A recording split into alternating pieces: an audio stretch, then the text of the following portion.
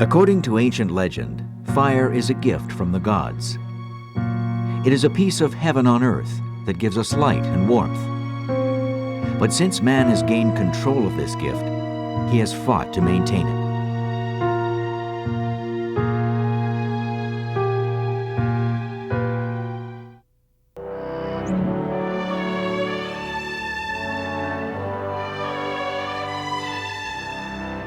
More than 10,000 years ago, giant glaciers in North America carved one of the largest concentrations of fresh water on the planet. We call them the Great Lakes. With the settling of North America, these huge inland seas become a center for commerce and community. By the turn of the 20th century, cruise ships rivaling the great luxury ocean liners make regular excursions on the Great Lakes. In a hot summer, you could take a short break virtually in your own backyard on the Great Lakes. The Lady of the Great Lakes is the SS Noronic. Built in 1913, she is the flagship of the Canada Steamship Lines. She is 5 decks high and longer than a football field, with a capacity to carry 600 passengers and 200 crew. The Noronic is a floating hotel, the largest and finest on the Great Lakes. And there was the dining room, which was a magnificent dining room, just like the old hotels. White tablecloths, silver cutlery, big mirrors. Every table always had fresh flowers. Friday, September 16th, 1949. On a warm, cloudless evening, the SS Noronic announces her entrance into Toronto Harbour. It is the end of her 36th season. The overnight stop in Toronto is the ship's last before docking for winter. Almost all the passengers are American, from Michigan and Ohio. She had 524 passengers aboard that she picked up in Detroit and in Cleveland before transiting the Welland Canal down to Toronto. They were mostly older people, people above the age of 50, but some younger people traveling as well, much fewer. As she approaches Pier 9, some passengers gather on the promenade section of the 3 passenger decks, A, C, and D. Captain William Taylor is on the bridge. A seaman for 40 years, he is proud of the fact that he has never lost a passenger. Once the gangplank is in place, passengers disembark for a taste of Toronto nightlife. So do most of the 171 crew. They're looking forward to a little shore leave. We were happy because it was our second last cruise. We had 1 more week to go before we came back to Toronto. We finished serving and we came to the harbor. It was a beautiful evening. It was a serene night. It was September, but it was like a summer night. Along with the first officer, there is a 3-man operating crew in the ship's wheelhouse. 7 more crew members man the engine room. 4 bellmen provide room service, for a total onboard crew of 15. 15 out of 171. For the passengers still on board, there is a dance in the ballroom, card games in the lounges, private parties throughout the ship. For older passengers and families with children, it's time for bed. By 7 o'clock, the maids were already turning down the beds and the ship was preparing for night. By the end of the evening, towards midnight, the lounge was shutting down aboard the ship and people were settling down for the night. During the evening, an inspection tour is carried out by the 2 wheelsmen on duty. It does not include a close inspection of all the passenger decks. Fire drills are routine on the Noronic, but usually do not involve passengers. Outboard hoses and hydrants are tested during these drills, but those inside the ship are seldom checked.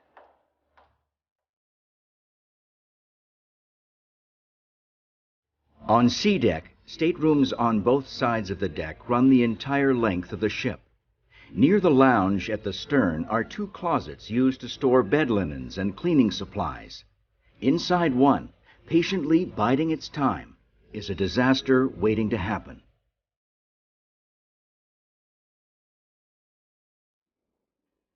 Saturday, September 17th, 1949, 1 a.m.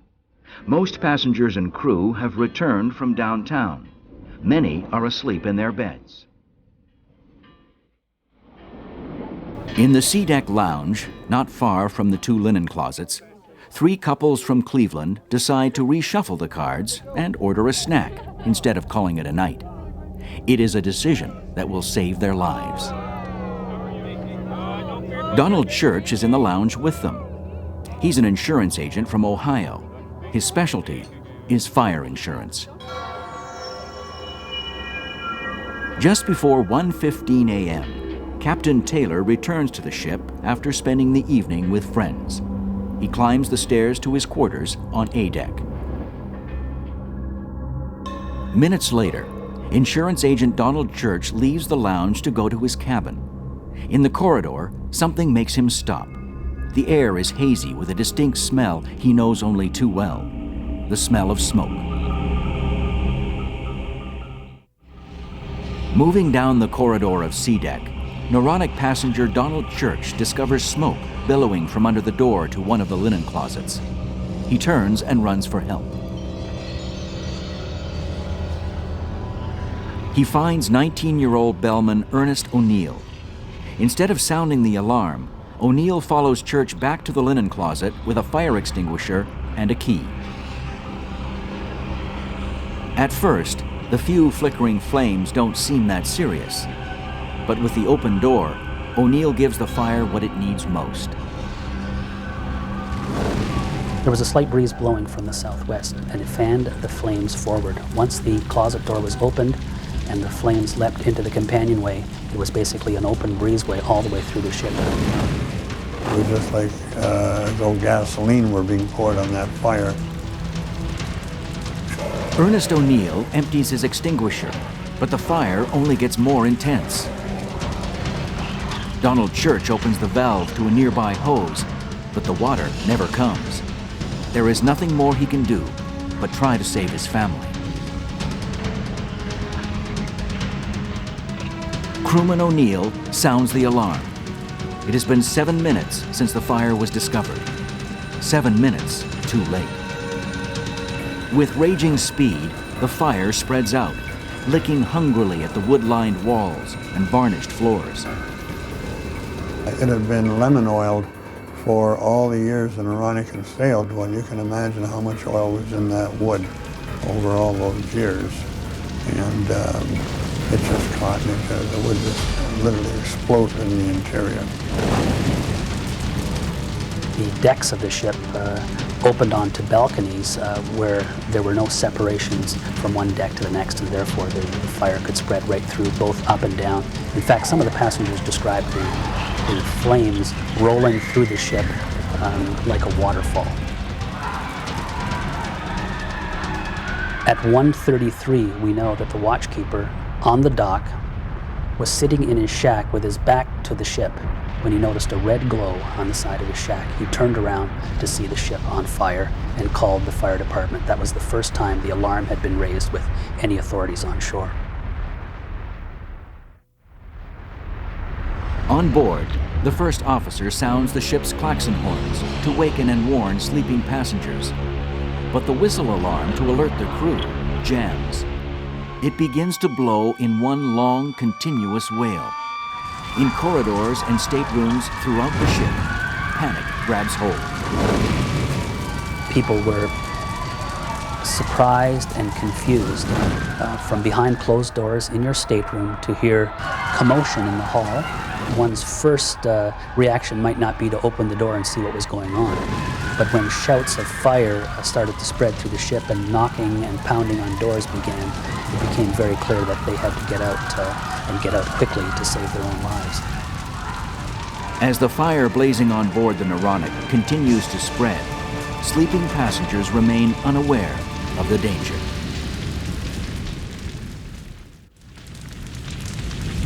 Aboard the Noronic Inferno, asleep in her crew quarters, waitress Regina Gauthier feels someone touch her shoulder. She is alone. but she hears a commotion in the hall. What met me was not a fire that you would lit like wood. It was like a ball, something that was lifting from the floor. It was rolling. The heat was so bad that it almost choked. It was running, and then it would roll. But the heat was so bad that I had to close the door. In his bunk, bellman Don Coulson is also wakened by the commotion outside. But at first, he is not concerned. But I thought it was just a bunch of young people coming back from town and having a good time and went back to sleep. And then I heard the whistle going, and then I started to think twice because they didn't sound the whistle, they were only steady blast at night.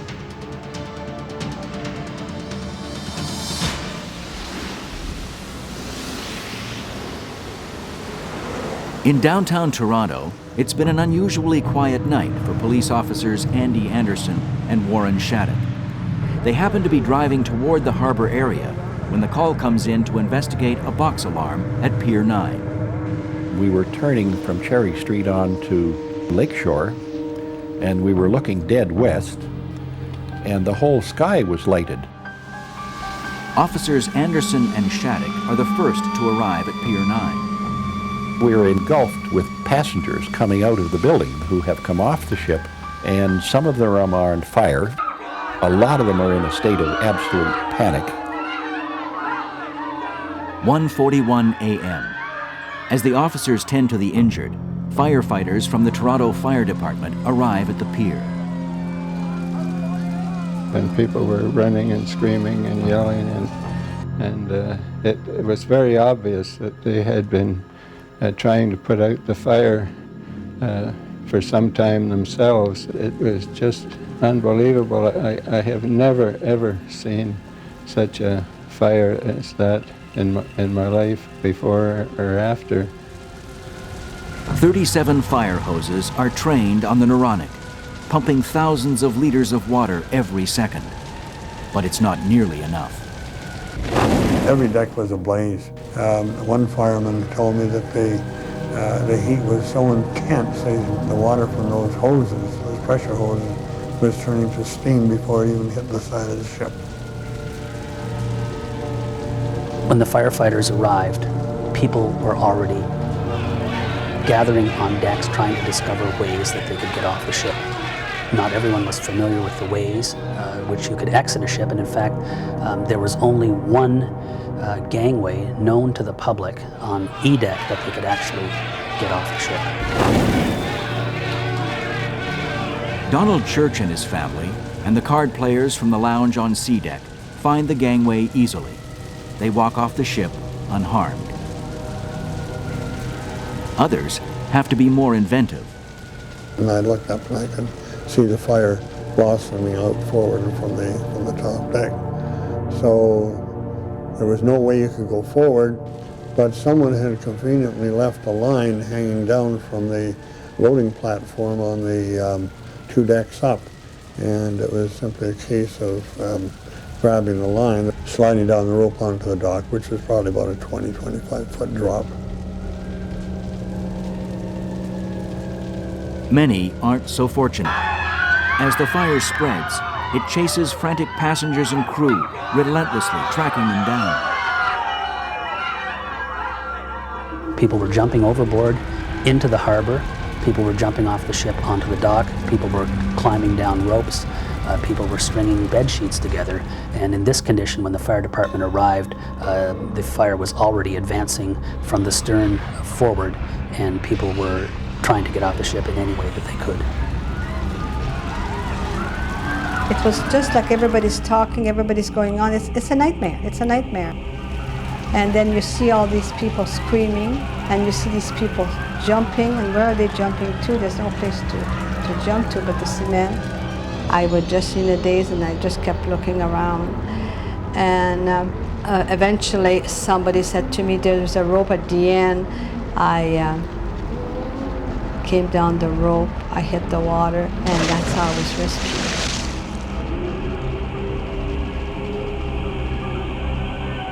On the dock below, Passerby Don Williamson is one of several people doing their best to rescue those who have fallen or jumped into the harbor. He was just coming home from work at the Goodyear tire plant when he heard the whistles, understood what the whistles meant, and came to the scene and discovered people already jumping in the water, after which time he pushed a painting raft out and began to haul people out of the water. The main whistle was blowing steady. I told the people to get on, but I just motioned them to get on because you couldn't talk. So I grabbed them by their shirt tail like that and started pulling them onto the raft.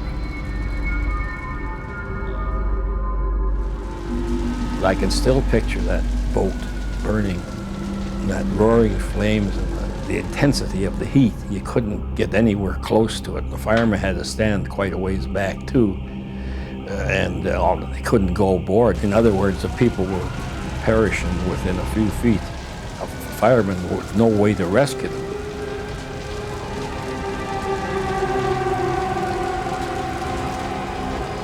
When the fire burns itself out, the firemen's frustration will be matched only by the gruesome sights they find on board.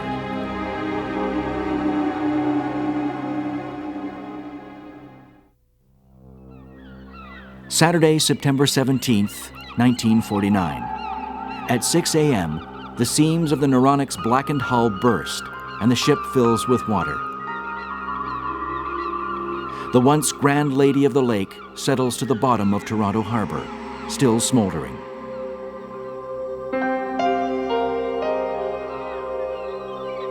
Firefighters are finally able to go on board. Heat still rises from the charred ruins, but what they find there chills them to the bone. The ship has been gutted from bow to stern.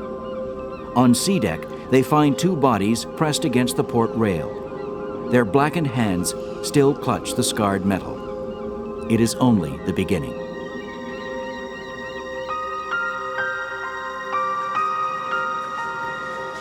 The heaviest toll is in the staterooms. Bodies lie on fire-stripped springs where passengers slept and died. The seared body of a young mother still holds her baby in a protective embrace.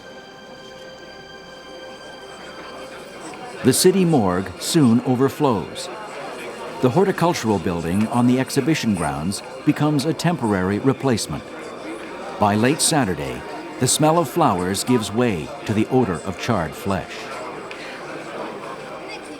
Maybe as much as 3, 4, 5 years later, when I would go to the C&E with my kids, I couldn't go in that building. Even though at that time it was enveloped in flowers and horticulture and had a wonderful fragrance to it of growing flowers and trees and waterfalls and all the rest of it.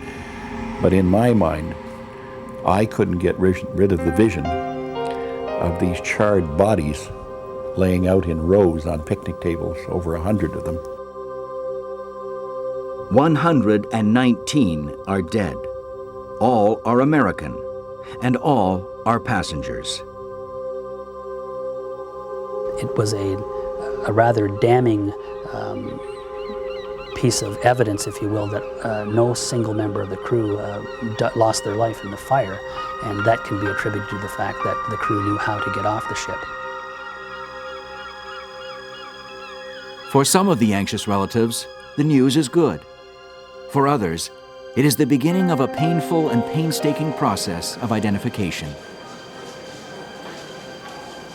They were burned very badly. Large parts of the body were missing.